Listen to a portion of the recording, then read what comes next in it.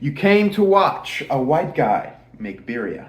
My condolences. Our first step is to get our chilies hydrated. I have our bowl, I have ancho, I have guajillo, and you're gonna take one packet of chili seasoning and throw it the fuck away. All right, our first step. Here I have a pot of water. It's about 2 inches of water. We're gonna grab 2 of each chili. We're gonna cut them open, scrape the seeds out, and then we're gonna throw them in that water and cook them up a bit. So, first steps first, guajillo chili. Let's see here. Cut open this crap.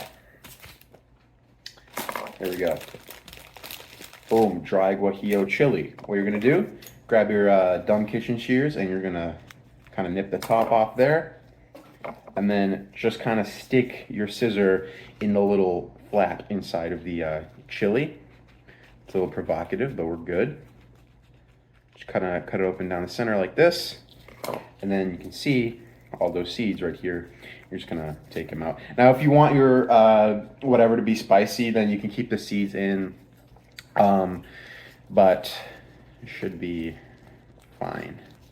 So that's one. We're gonna do that for all of the chilies. All of them are gonna go in this pot, and I'll see you in the next step. Okay, here we have our chilies right here in the pot. And all I'm gonna do is I'm gonna heat this water till it boils, and then I'm gonna shut it off and kind of let it sit there for like 15, 20 minutes. After you have finished with your chilies, make sure you touch your eyes as much as possible so you get to punish yourself. All right, here I have some beef chuck roast. Now you can, the camera.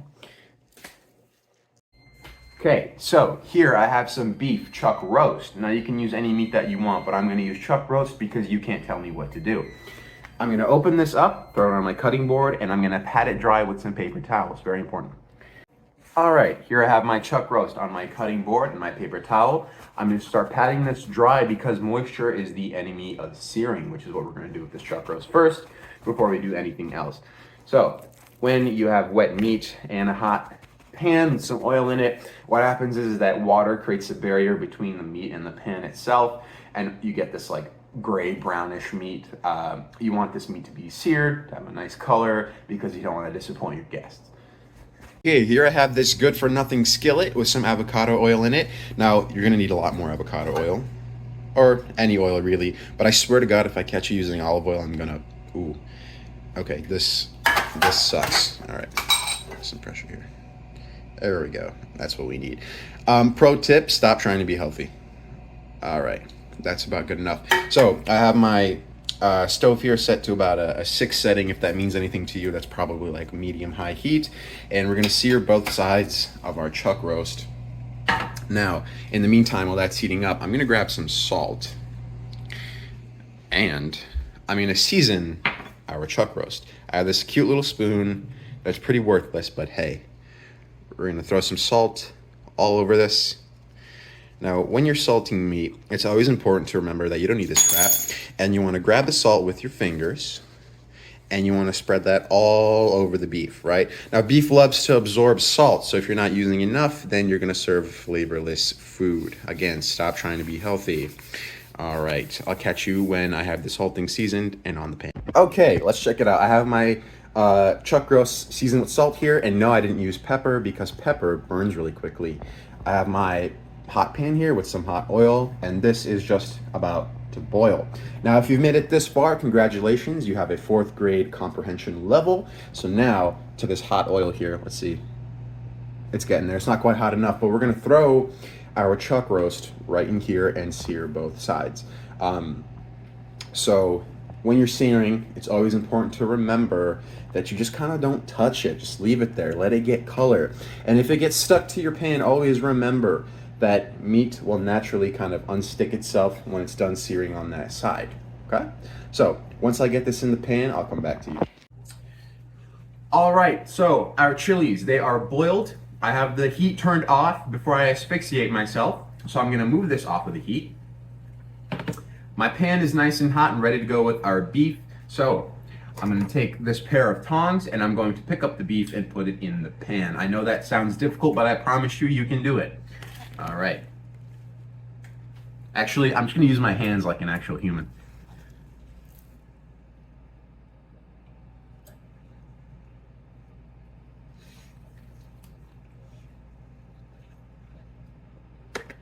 And would you look at that, you don't hear any searing because I hate this pan. That's right, I messed up. Hey, quick thing. I actually switched over to a pot because I realized it'd be easier to sear it and then cook everything in the same pot for a little bit added flavor. So now I'm gonna put the meat in here. I know I said it a couple times already, but now I'm gonna do it. All right, here we are. Our meat is in the pan. I shoved it in there like a caveman, and now it's searing nice and hot, which is exactly what you want. Okay? We're gonna get this brown on both sides, all right? Now that's a bloody sear, ain't it, mate? Don't pay attention to this right here. Eyes up here, bud. Look at that. That's a great sear. That's exactly what you want. A nice browning. It's very golden brown in some parts. That fat is rendering. This is exactly what you want, okay? Exactly what you want. Okay, our meat is seared. It's resting on a sheet tray, and I have the pan full of that oil and grease kind of off to the side. Don't leave it on the heat. We're gonna use that to cook our vegetables. So here we have 2 onions, and we got some random cloves of garlic here. So I know you guys are worried that you're gonna have to use some type of knife skill in this, but don't worry. I have made a complete and comprehensive guide for you to make sure you can cut these onions and garlic correctly. What you're gonna need is a chef knife, right? The way you hold this is called a pinch grip, by the way. You take your fingers here, you pinch it right here, boom, just like that. That is a pinch grip. This is how you should hold a knife. Not like Michael Myers, okay? All right, unless somebody run up on you in the kitchen, you know? But anyway, you're gonna take your onion. Now pay attention real close. This is really difficult. You're gonna grab your knife and you're gonna cut the end off, just like that. All right, it's okay? The other end, boom, like that. Okay, lay it down flat. Take a breather. Lay it down flat. Cut it in half. You're gonna grab the skin and you peel it off with your finger.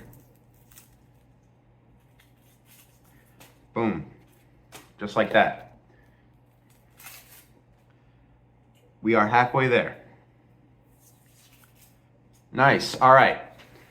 I need you to just take a step back for a moment, breathe, and make sure you listen to your favorite song or something. Take a shot of whiskey or something because this is really difficult.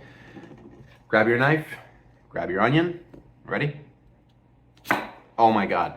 Oh, I know. I'm waiting for my Nobel Peace Prize in the mail. It's on its way right now. It's coming from Japan. But that is all you do with your onions. You wedge them up like that. Now, what about your garlic? So here we have a clove of garlic. Check it out. You're gonna put your knife on top and you're just gonna, just like that. See that? All right, get some stress out, get some anger. Garlic clove comes right out. Boom. Wanna see it again? Look at this, ready? Oh my God, look at that. Comes right out of the garlic peel. Sure, looks a little bit funky, but so do your best friends. All right. Now, with that being said, we're gonna cut the rest of this onion and we're gonna throw it in all that beef fat right there. See you later.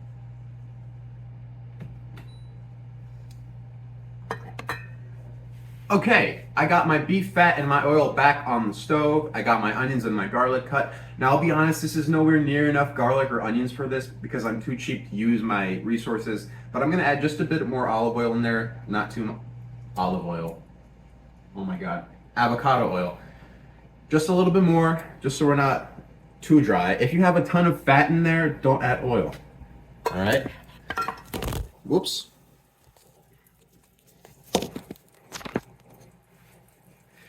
Now, I'm gonna grab all of my veggies and throw it right in here. Now, this pan is already searing hot from when we did the meat. It hasn't been that long since I took it out, so it's already hot. But I'm just gonna dump this in there. Boom. We're gonna take this wooden spoon, we're gonna stir that around. Make sure you're scraping the bottom of the pan as much as you can. All that stuff that's stuck at the bottom is called fond, F-O-N-D, and that's flavor. It comes from all the meat that was stuck onto the pan, right? Oh yeah. Check it out. It already smells amazing. All right. Now I recommend you use one of these flat edge spoons. It's easier to scrape things off of. Stop using those silicone spatulas for everything. I'm just kidding. Those things are actually great. All right. I have some cinnamon, cumin, oregano. There should be some bay leaves and some ground ginger in here, but I totally forgot to buy that because I'm unprofessional and a disappointment. But this is going to go into our pot with all of our onions. Boom. Just like that. And we're gonna stir this around until fragrant. Don't let this sit too long because those spices are gonna burn really bad if you keep it stationary. So here we go. Hey, this is nice and fragrant. I have some beef flavored water right here, Signature Select. You know how we do. We're never gonna do anything expensive in here. You're gonna need about 2 cups of this crap. That's about like half of this container, pretty much. And I recommend you get more fat instead of fat-free. So right in there. Oh yeah, check that out. Amazing.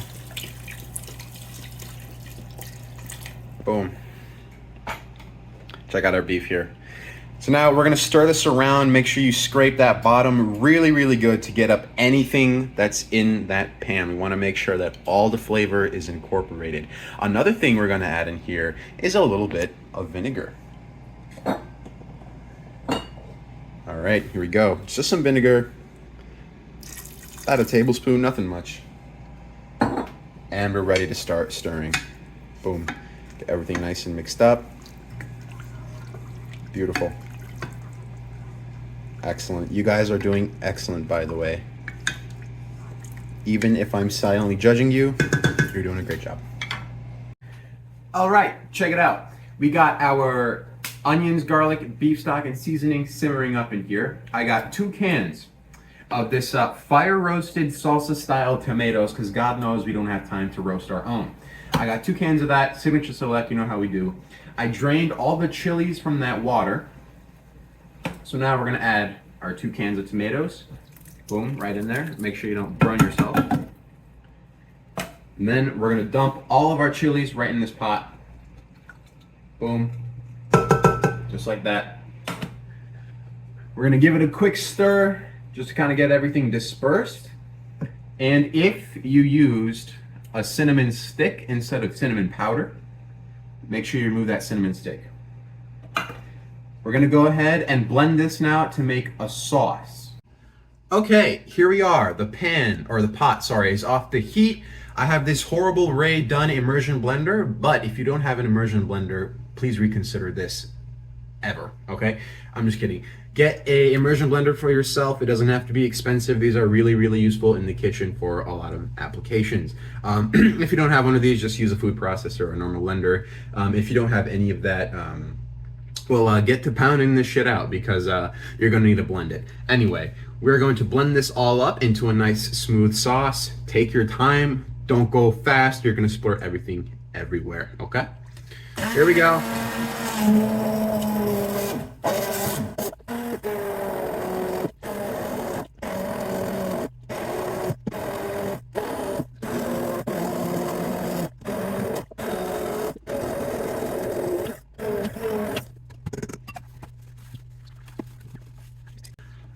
Okay, we got everything nice and blended up. Let me just show you real quick. Boom, check that out. Nice and blended up. It kind of looks like salsa a little bit. Now, what you're gonna do, check it out.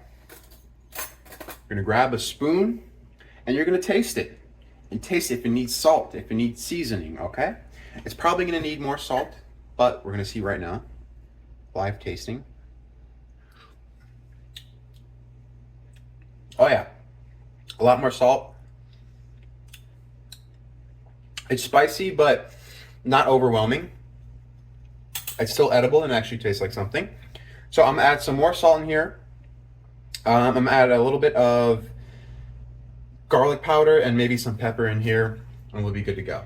Hey, this is the part of the video where I mischievously forgot to tell you to preheat your oven to 350 degrees.